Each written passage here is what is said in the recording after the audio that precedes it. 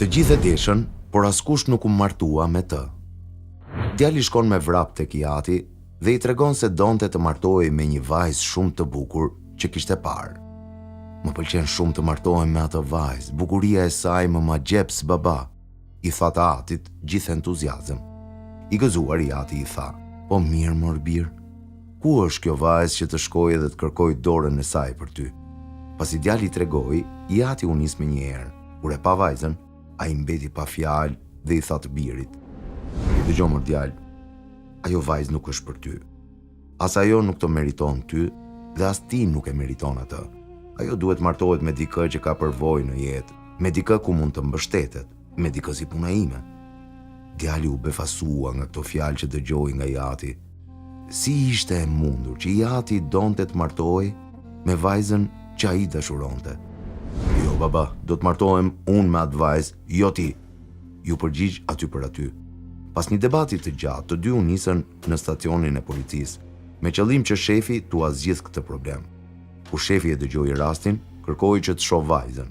Ma sillni këtë vajzën këtu, edhe ta pyesim nëse do të martohet me babin apo me djalin, u tha ai.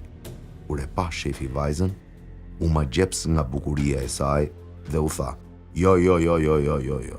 Kjo vajzë nuk bën për asnjërin nga ju të dy. Ajo duhet martohet me dikë që ka një status shoqëror të lartë si puna ime. Tashmë u bën 3 persona që ziheshin se kush do të martohej me vajzën në fjalë. Të 3 vajtën tek veziri dhe i qanë hallin. Kur e pa veziri vajzën, u tha, dëgjoni, një vajzë e tillë nuk bën të martohet vetëse me një burr shteti si puna ime. Të 4 u përfshin në një konflikt, për zgjidhjen e të cilit kërkuan mendimin e vetë mbretit.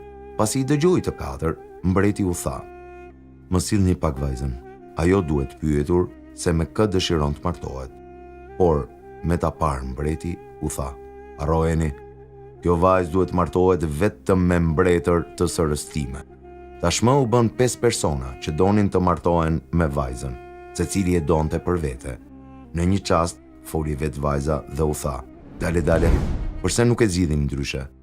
Unë do të vrapoj, edhe kush më arrin i pari, do të martohet me mua. Dakord? Të gjithë ranë dakord, edhe vajza ja dha vrapit. Sa kaq 5 burrat shkumonin vrap pas saj. Djali, babai i tij, shefi i policisë, veziri dhe mbreti. Në një moment të 5 bie në një grop të thellë, nga e cila nuk dilnin dot. Vajza u afrohet dhe u thot, a e morët vesh tani kush jam unë?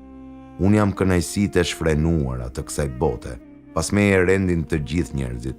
Ata zihen, rivalizojnë njëri tjetrin, edhe zhyten gjerë në gryk në ligësi. Megjithatë, asnjëri nuk më arrin dot. Ata rendin pas meje, derisa të ndahen nga kjo botë edhe të bien në gropën e varrit.